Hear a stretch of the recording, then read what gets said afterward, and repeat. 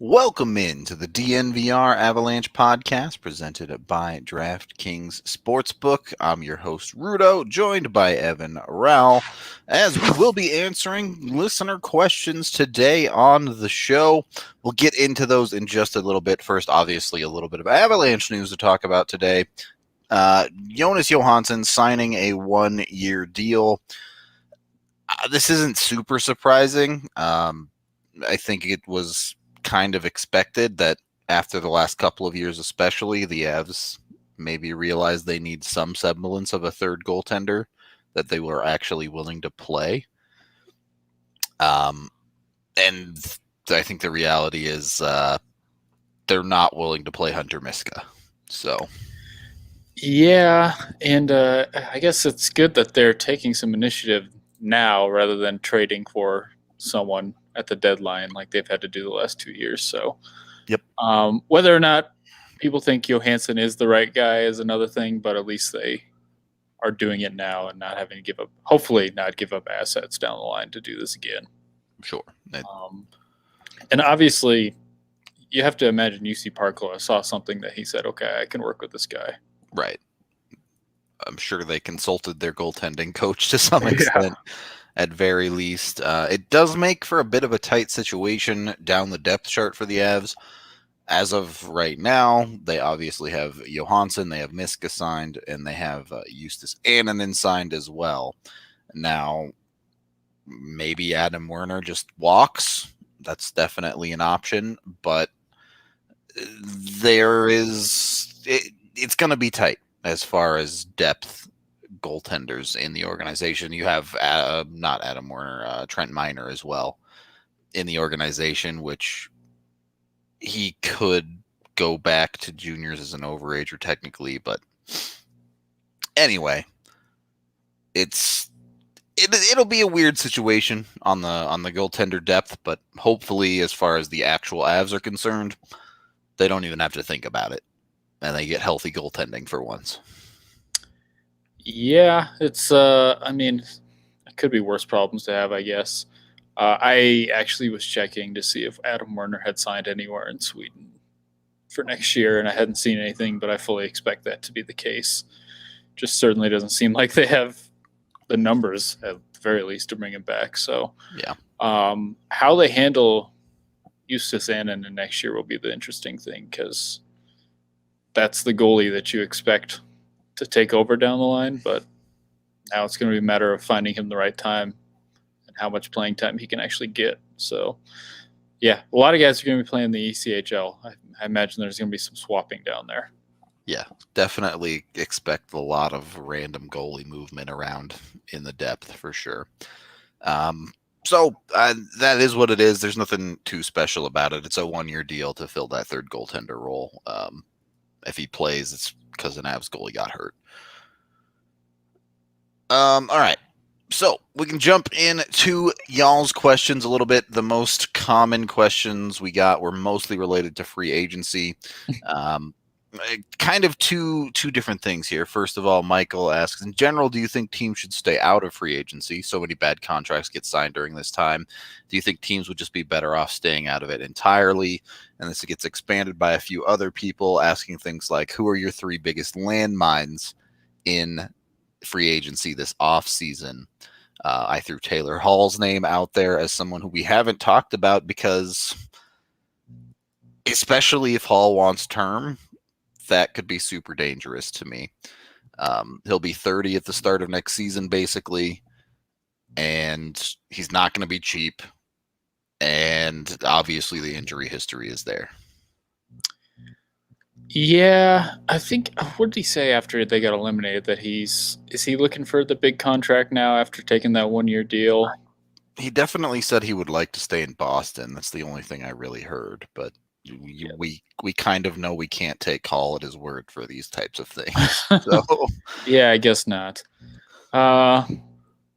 Should teams stay out of free agency? Most years, most teams should stay out of free agency, but you can still find the deals. Like we talked about the Tyler Toffoli deal the other day.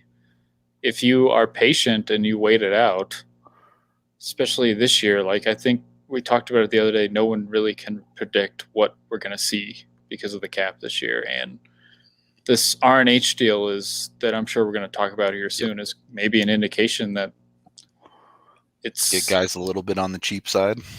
Yeah, like, and we're obviously going to compare that to the Landeskog deal, but he's taking technically a pay cut. Yep, this he year, was making $6 million just to take term. So that's going to be the trade-off, and we're going to see some interesting deals this summer. And you got to wonder if teams are going to wait this out and wait the players out, knowing that they don't have a lot of cap room to add a bunch of people this summer. So normal years, I would say stay out of unrestricted free agency, but this might be an interesting year to dive in and see if you can find some deals. Any bigger name UFAs that you're absolutely do not touch guy on? There's not a lot of unrestricted free agents that I'm like super. How do you feel about Stepan? I don't hate him, but I don't know how much he fits in the way the Avs want to play because he's a really bad skater, or he's not a great skater, so he's going to kind of slow things down. But in the way that Stastny would probably do the same thing, and I like Stastny, so not a huge fan, but I wouldn't hate it. I am interested in seeing his contract because he missed most of the year, so that's another guy you might be able to get on the cheap. Yeah, I feel like picking the old dudes is just cheating, right? Like, yeah, he's not even that old. Well, right, he's only 31, but you start talking about like a Getzlav or a Krejci, and it's like, well, you knew there was potential for disaster there when those guys are 35, 36 years old. Yeah, I can't imagine Getzlaf's going anywhere other than back to Anaheim, just based off everything we've seen. Yeah, I hadn't even thought of Stepan but he is a right shot, a center. That'd be an interesting one if it came to it. Every goalie is a landmine. Yeah, there's just not a lot of unrestricted free agents out there that I'm like super interested in. There really aren't that many big names. I mean, technically Ovi is, but obviously the Capitals are going to sign him. I mean, if we're talking landmines, I wouldn't want anything. I want Nick Foligno. I don't know. Yeah, that's true. I think teams might give him term, and that's not something I want to be a part of in any way. I think that's where the landmines might come in this year. That kind of as we started to allude to with potential cheaper players. If you start handing out term like candy, and all of a sudden you're locked into a dude that falls off the cliff, it's going to be a problem for you. A handful of guys right around that 30-year-old age range, Tatar, Palmieri, even David Savard on the defensive side. It's going to be a really weird group of free agents. Yeah, David Savard. I didn't want him at all at the deadline. And I think Tampa Bay's been able to kind of, I guess, I don't know. He's been able to fit in there. That guy keeps getting slower and slower. That any team that gives him term, I fear for them. I would not want that deal. Me either. I wanted nothing to do with Savard. When they paid a first for it, I was like, it's a good thing the rest of that team is really good. Yeah.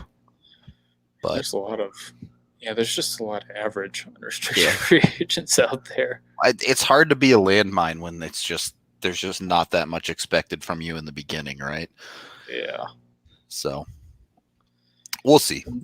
We'll see if someone really blows it up or not. But yeah, it's usually a defenseman, like an Adam Larson. If the team goes crazy like that. Yeah, that's pretty true. Kind of continuing with this same theme. This one comes from JT. What do the Avs need to do in the offseason besides lock up their own guys? I see a ton of Twitter thinks they should do this ideas, but I'm looking for something realistic. I think the reality is not much. Mm-hmm. If they shore up their own stuff, which means Grubauer, Landeskog, Makar, essentially.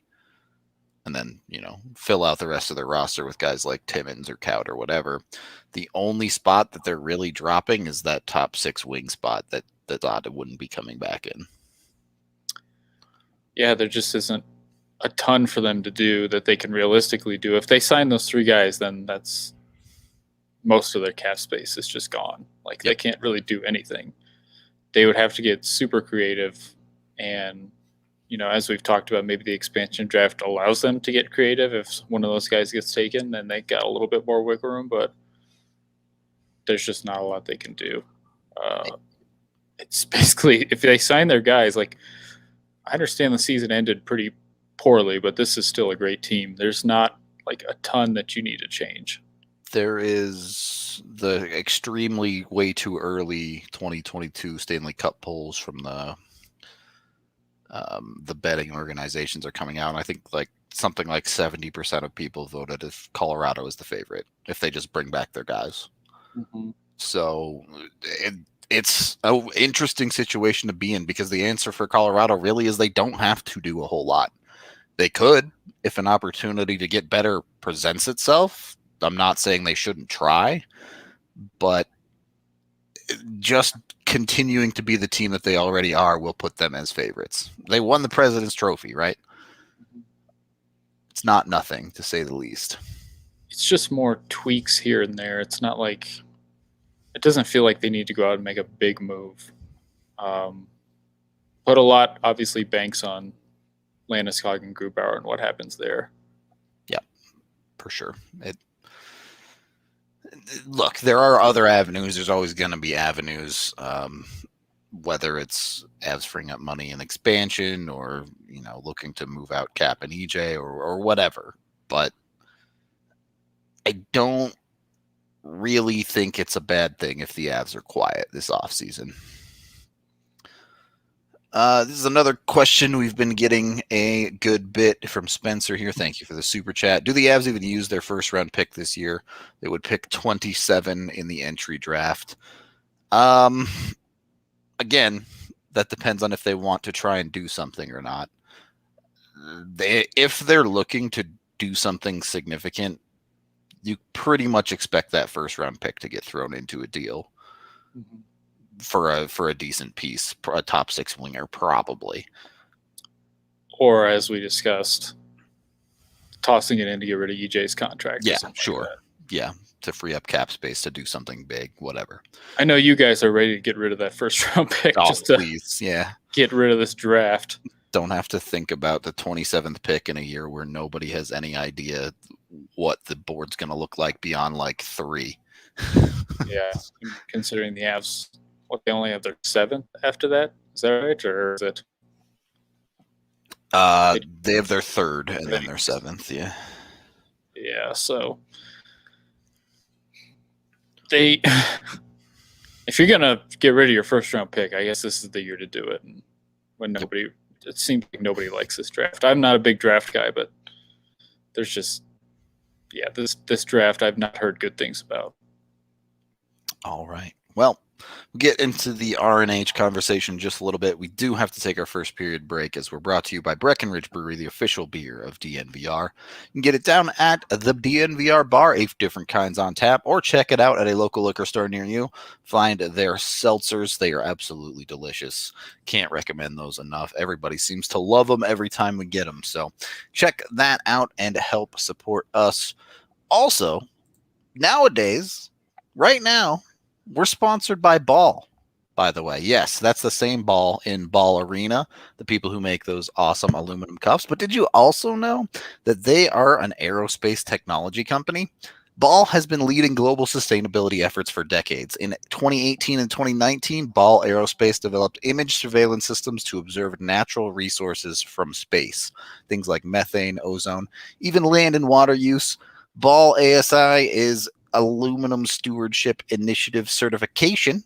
That is a mouthful, but it makes it a leader in the stewardship of aluminum while meeting the highest environmental, ethical, and social standards within their market value chain. Basically, what that means is Ball is taking care of the environment. They're taking care of you. They're things like their aluminum cups that you get down at Ball Arena are not only sustainable, but they're awesome. So help support Ball. They're one of our awesome people.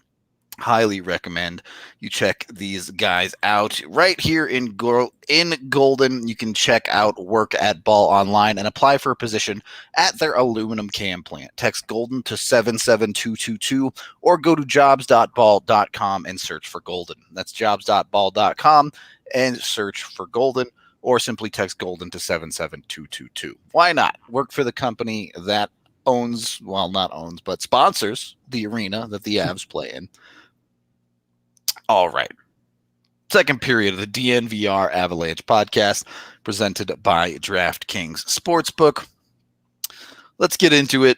Obviously, Ryan Nugent-Hopkins extends with Edmonton $5.125 million today for 8 years. Look, the term is massive. Term's going to take him all the way to age 36. But that dollar value is good, I think, for teams around the league. I think they see that number and they say, these second line, middle six forwards, the price is coming down on when it comes to free agent markets. Just need a pandemic to help with that. That's all it took. Yep. Yeah, it's the dollar amount does surprise me, but it's give and take there. The only team he could get 8 years from was from Edmonton. So True. He's going to get a higher term, or he's going to get, I would think, a higher dollar amount from every other team. But it's going to be an interesting trade-off this year where I personally would not have given him 8 years. That's just me. Me either. But do you give him 8 years to keep the dollar amount lower? Like we said, he's not taking a huge hit on his salary every year, but he is taking technically a pay cut. So the players are going to have to balance whether they want a bigger dollar amount up front, or just take the term and get those guaranteed years at the end of the deal. And it's going to be interesting to see how this works out with Landeskog, because a lot of people in my mentions don't want to give him 8 years. But do you give him 8 years if it's going to keep it to like $6 million or something like that? Well, yeah, I do think that question is, how do you value Landeskog and compared to RNH, right? Because they're both in the same situation where they're headed toward free agency this year.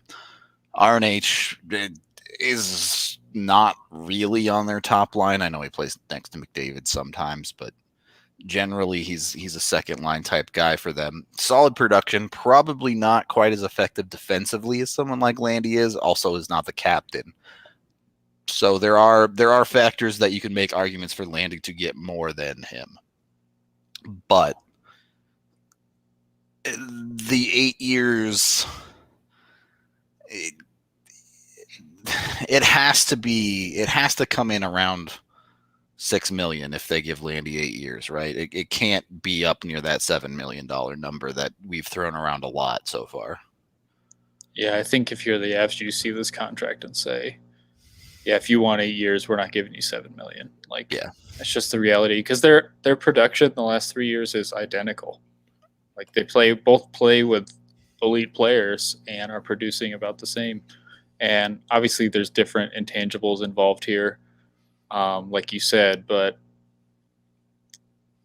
this market might have just, I guess, it might work out in the Avs' favor that obviously the pandemic happened, because we all would have expected this contract to be a lot bigger a year or two ago. And if they can get Landy at 6 years or $6 million a year, then that's a win, I say.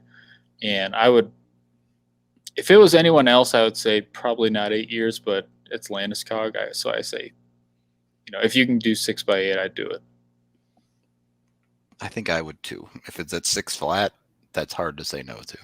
Yeah, that's barely a raise for him. What is he making? He's like 5.5, I think, is what his cap. A little over 5.5. Yeah, he has the weird numbers on his deal, but yeah, it's going to be wild. Like, these contracts are going to be. I think at this point we're going to be surprised by a lot of them. Yeah, it does feel like they could be quite low, but it also feels like there are gonna be some teams left holding the bag that don't get in on the cheap deal train, and some deals are gonna end up looking real bad. So we'll see who makes the mistakes, I guess. Yeah. I was thinking we're talking landmines, and is Brandon Saad a landmine? I mean, know it depends people on the want to term, re-sign right? him, but he's not going to shoot 25% every year. Well, Like, and if you give that dude 6 years and he plays till he's 34 or something, you could definitely see that falling off. yeah. So, man, it's just gonna. Man, July is gonna be interesting for once. Yes, it does free agency officially start in July, or is it August 1st? I forget. So the expansion draft's the 21st, the draft is the 23rd, and I think UFA is 29th. Okay, so right at the end of July. And then training camp sounds like it's going to be around the normal time it usually is. Yeah, non-pandemic 3 weeks later, basically. Yeah. Training camps get underway. So it always busy in the hockey world, I guess. Not much of a dead year this year. Yeah. Or dead time. I'm okay with it. Gives us more to talk about, that's for sure. Yeah. All right, let's keep going down the list here. We had a couple of questions from the live chat that I wanted to get to. I guess we kind of already talked about RNH and the draft pick. We talked about the Fleury Leonard situation on yesterday's show. If you want to listen to that, highly recommend that. Expectations are the Avs will just protect Landeskog. There's no reason to try and do anything fancy there.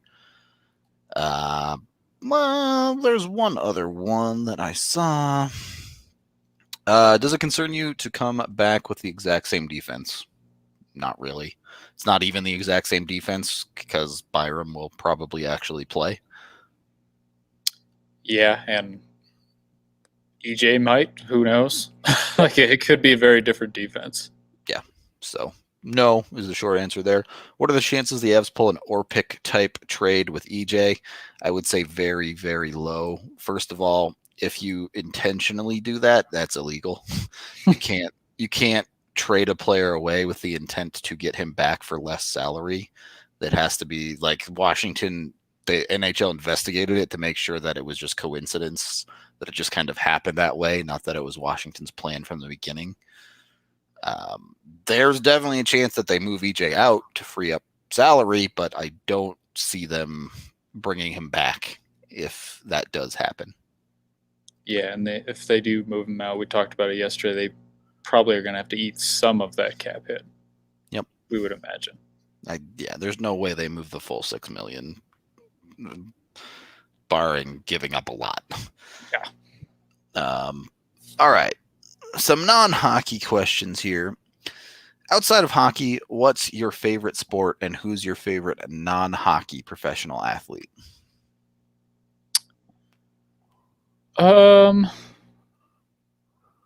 I really don't know. I've kind of stopped watching all these other sports. Like, I can't watch baseball anymore. The season's just way too long. Like, there's no way to keep up with it.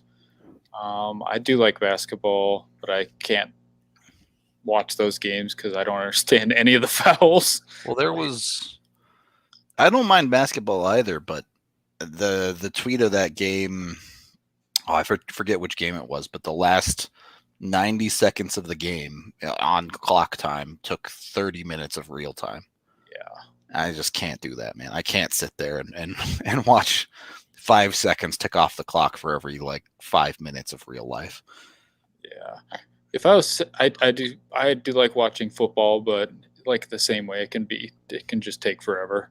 Yep. And the Broncos suck, so not much to be excited about there. So if anything, I'd probably say tennis, and I've gone to the U.S. Open before. Would be a lot of fun to go to the Australian Open. And just growing up, been a big Roger Federer fan, and he's still going. So I'd go tennis. Tennis, Federer. Yeah. Yeah, the only sport I have been watching the Rockies some, but I just turn it off after the 7th inning because I know they're going to blow it. But I've been watching a lot of Formula One. Probably my favorite driver right now is Lando, but also happy to see Verstappen and Red Bull finally challenging Mercedes properly. So we'll see on that front.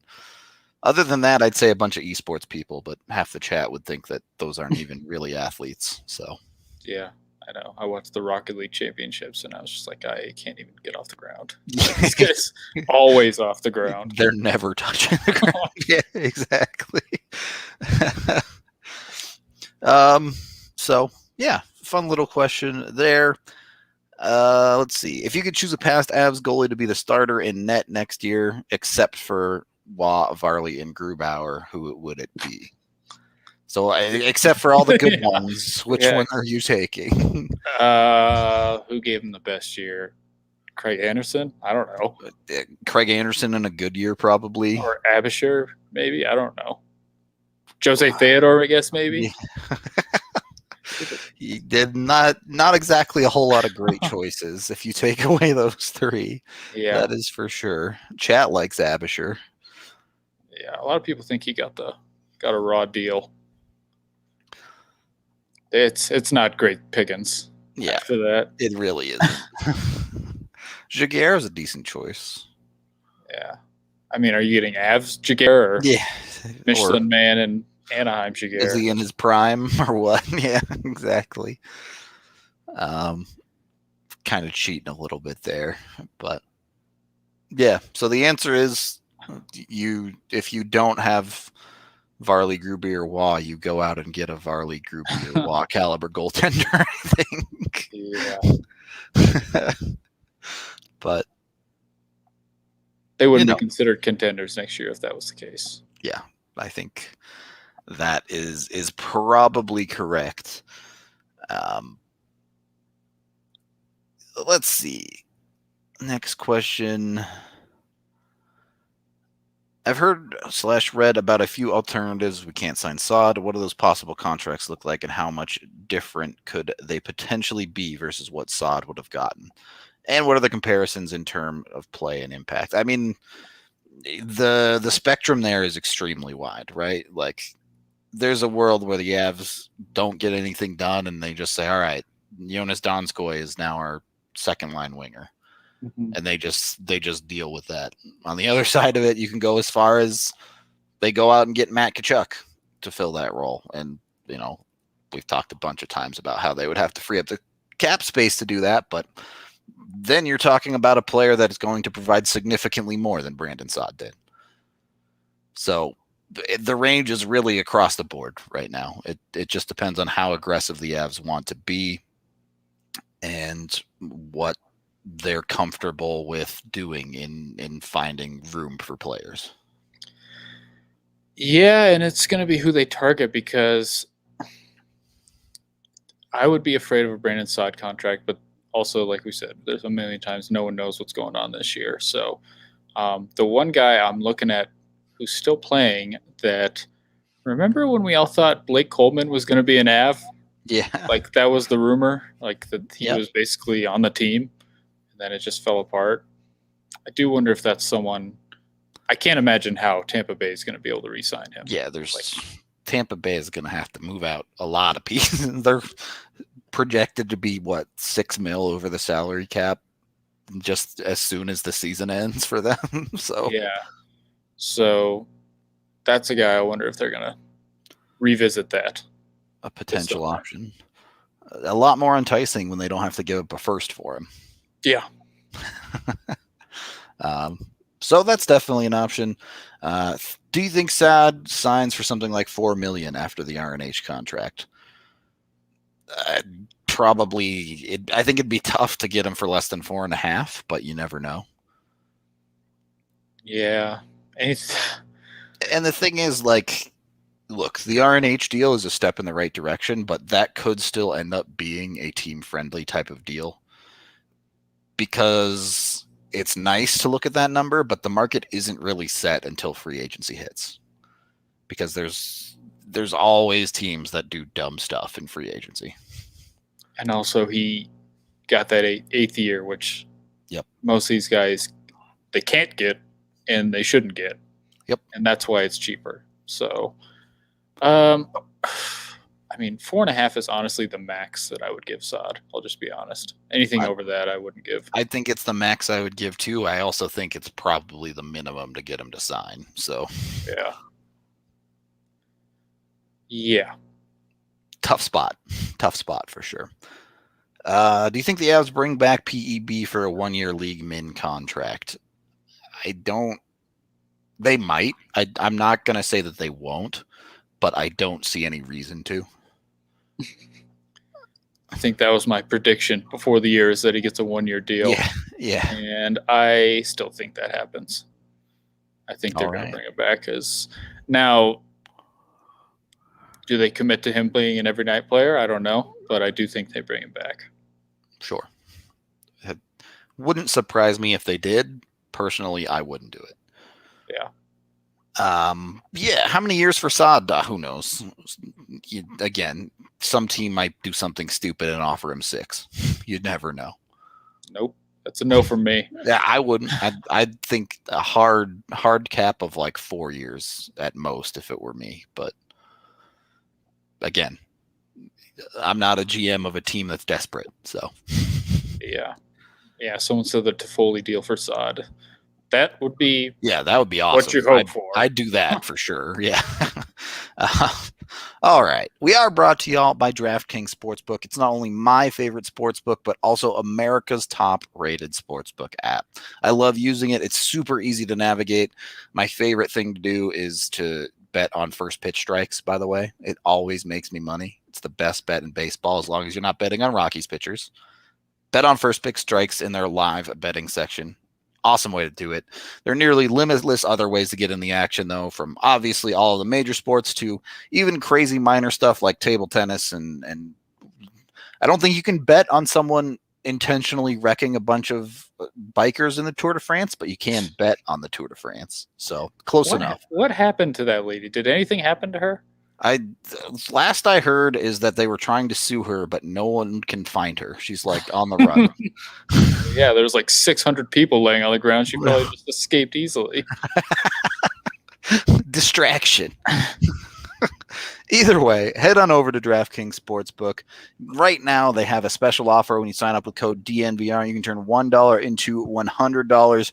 All you have to do is pick any basketball team still in it to win their next game. If they do, you win $100 in site credit for that $1 bet. Don't forget, DraftKings also offers great odds boosts on all sports. All you have to do is head over there to their promotion section and check out baseball, hockey, and other things as well. They're also super safe, secure, and reliable, so you can just deposit and withdraw your funds at your convenience. So download the top-rated DraftKings Sportsbook app now.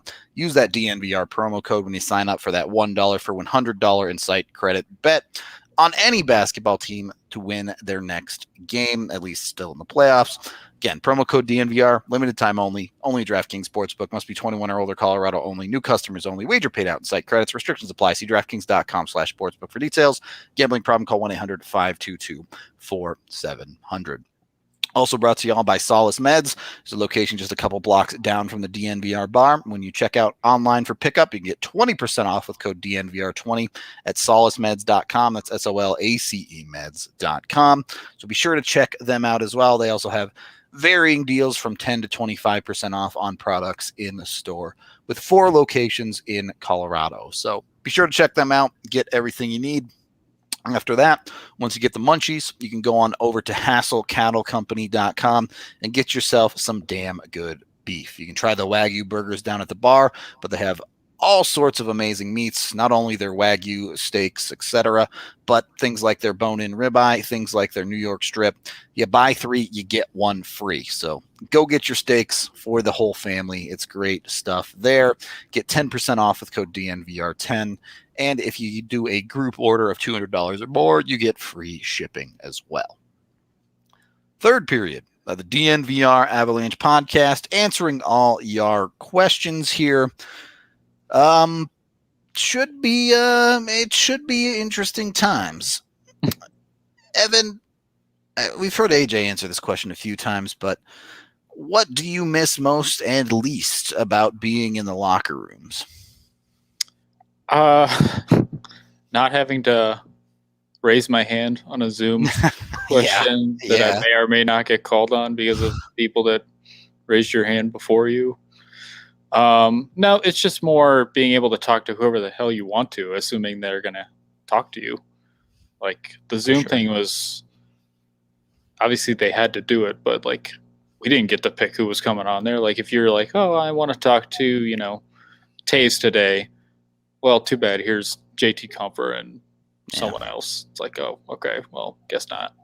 So just being able to talk to whoever you want, and yeah, that's really the big thing, is more freedom. And it's more about like different stories, because when it's Zoom and the same three people, then everybody's talking, everyone's writing the same thing. Like what is there that differentiates you from the other places? So it's just more the freedom to talk to whoever you want and get maybe a different story than what everyone else is going to write about.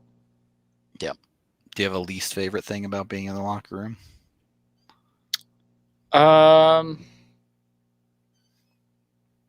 That's a no. Not really. No, not really. I guess it's more just there are certain guys that don't really want to talk to you anyway, so it's more asking them, but not really. No, everyone's usually pretty cool. Yeah. Good to hear. All right. Gushers or fruit by the foot, and why? Gushers. Absolutely not. Fruit by the foot.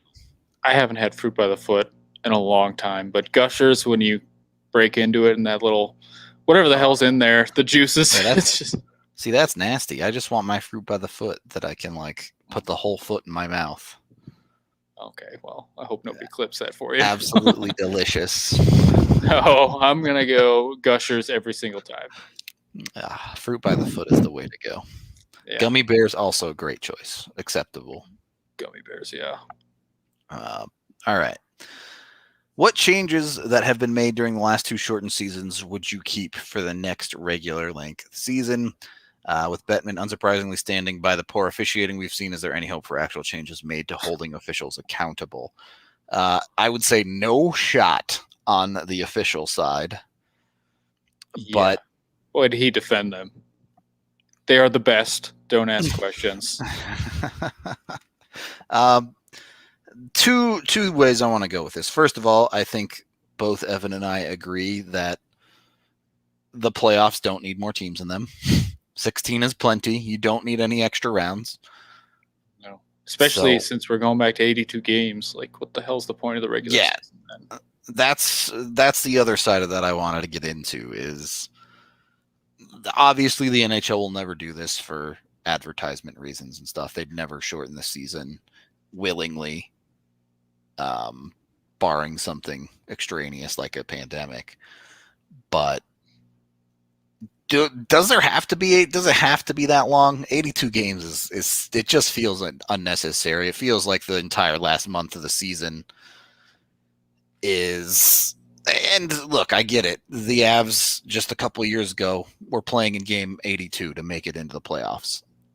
But you also see with a shortened season, and these conversations came up as far back as the lockout season in 14.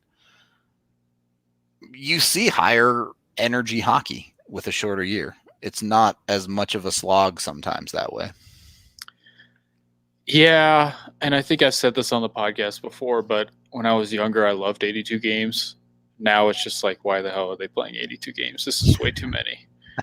And then you go into the playoffs, and these guys are just beat down. And then you're talking about guys playing 110 games if they win the cup sometimes. Yeah. Why do you think Tampa Bay is able to come back? Obviously, their best player missed the season, but like because they only had to play 56 games this year. Like it lets the best teams kind of, I guess, you can rest your guys. Like there's just, it's higher energy hockey, like you said. I don't think they're going to go down to 56 games ever, but to me, the sweet spot is 70. Like find somewhere around there and make it work because, like you said, at the end of the year, there's just so many meaningless games. Like even this year, all the playoff spots were decided Yeah, Like I think before the final week, seeding a little bit still, but it's so many of the divisions were just over. You had worthless games, right? When the Avs, who know they're going to finish 1 or 2 in the division, are playing LA. Yeah.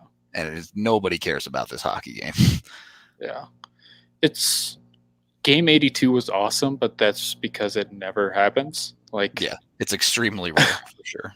And who's to say that couldn't happen in game 70? Like the same thing. So, and then as far as anything else, like the whole 2-game miniseries, I'm completely fine with keeping that. And I bet the players are too, just to save.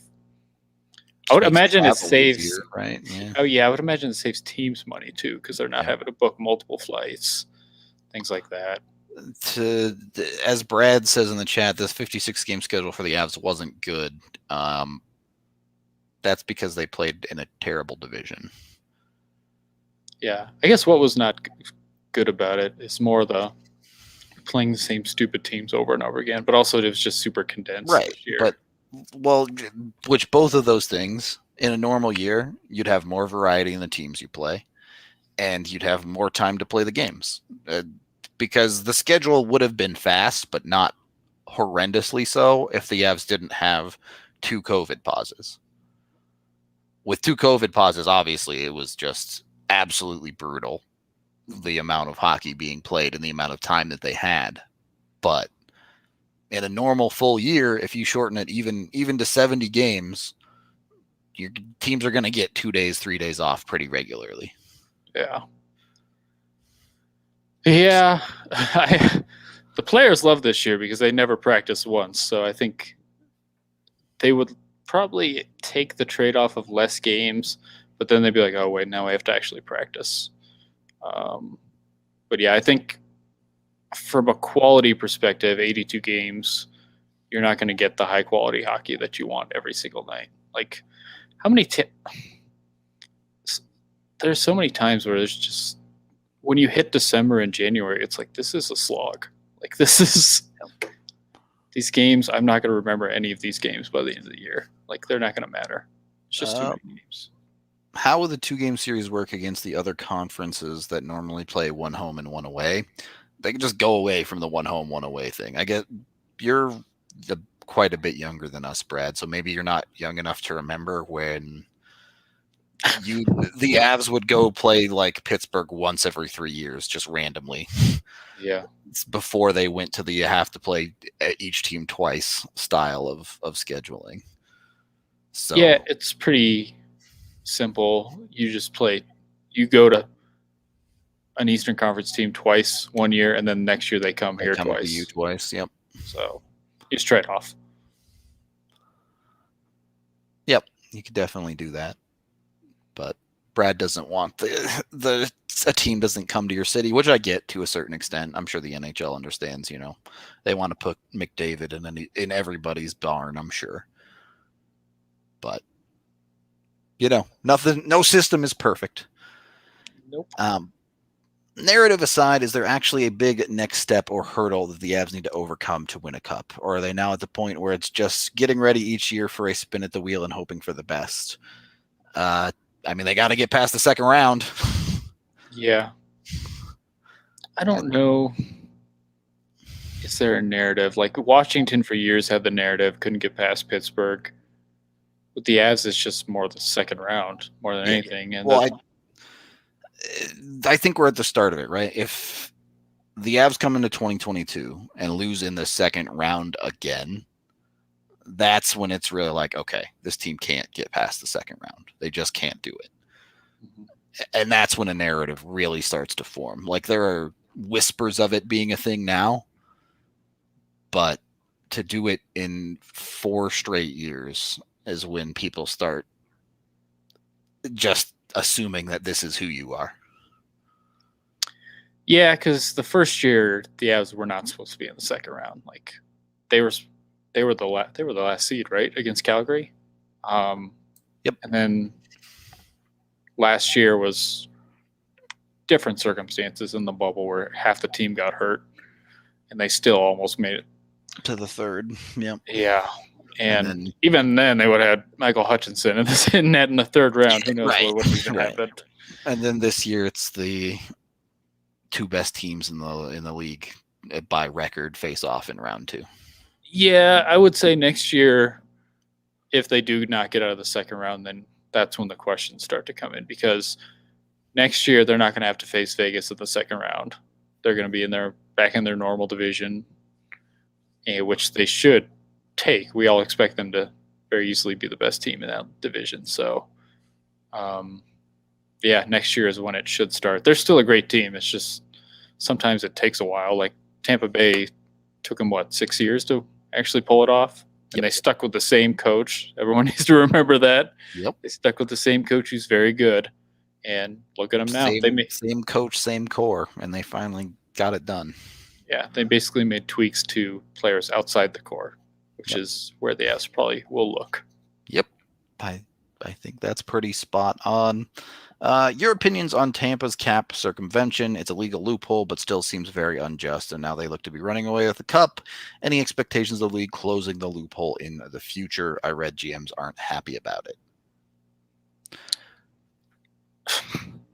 Then do something about it. So here's the thing. I get that GMs are mad now because it's like, oh, Tampa's making a run and everything, but every GM would have done the same thing in the same spot. Every GM all the time, they ship dudes to Robidas Island. They have no problems doing their own personal cap circumvention. It just happened to work out super well for Tampa Bay this year. Every team works the cap in different ways. Isn't Arizona paying Marian Hossa and Henrik Zetterberg?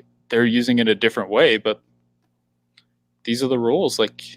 If you're going to play it's stupid, obviously they're 18th, they're a $100 million team that's probably going to win the Stanley Cup, in my opinion, but they didn't technically do anything wrong. It's annoying, but they're doing what they're technically allowed to do. Yep. And if you're not cheating, you ain't trying. Exactly right. Does Montreal make the playoffs next year? Who knows, man? They wouldn't have made the playoffs in their normal division this year. I'll tell you that much. I don't even remember what division they're in. I don't even remember the normal divisions. That was so long ago. Does JoJo being signed mean Dubnyk is gone for good? Yes, pretty much. What team in the division will be competing with the Avs for the division? Minnesota and Dallas? Not Dallas, I don't think. That Dallas's game plan has been just keep getting older, and it seems like they hit the wall finally. That'd be hilarious if that was their game plan written down, in the GM's room. Just keep getting older. Minnesota could be good. I don't think they'll be good enough next year to really threaten the Avs as far as the top of the division goes.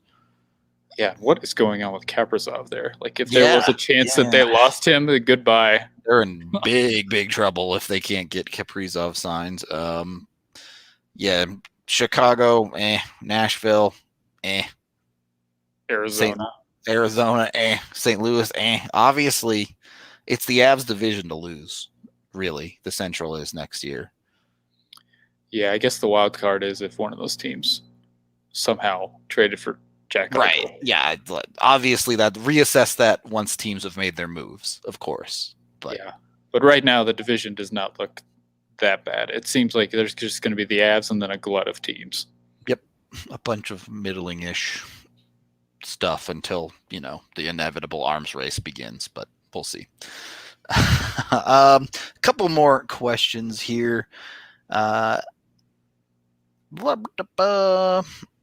you think a veteran defender with significant playoff experience can be added this offseason to help with what felt like a lack of physicality in the playoffs? Like David Savard. Cole. Oh, yeah, Cole also works. Sure. I don't know. Who's out there that's actually good? If they go get David Savard, I'm not going to be super happy. I don't think he fits in the way. I was fine getting Nemeth, but then we saw in the playoffs that Nemeth can't play the way the Avs want to play. Yeah. I mean, the name AJ's been thrown out there is Alexiak. Yeah, he can skate. That's the thing. But he's big too. So Zadorov. I'm just kidding. Okay, calm it down, Evan. Yeah. There's not a lot out there that I'm super interested in. Is Connor Garland a target? He's on the block apparently. I mean, look, I'm sure the Avs will call, but realistically, it's probably going to take a lot to get that dude out of Arizona. More than I would probably pay, because I do wonder how he looks on another team where he's not playing on the top power play unit, things like that. Also, does he really want to come to the team that threw his own helmet at him? Yeah, it's not even that. It's like everything else. Every time he plays this team. Yeah, fair enough. Gut feeling, will the Avs find a way to re-sign Landy and Grubauer? Yeah. I agree. If Landeskog not being re-signed would be a huge big shock. surprise. Yeah. Like, that is, if he did not get re-signed, that would be like a franchise shifting moment where I'm like, okay, well, what the hell is the plan here? Because he really is the face of the franchise. And as much as people want to be McKinnon, like, do you guys see McKinnon talking after every game that they lose? Like, Landeskog is the guy who gets in front of everything. So I don't see how they don't re-sign him. Like, I just think they both want to be here. It's just a matter of finding a number. All right, we'll take a few more questions.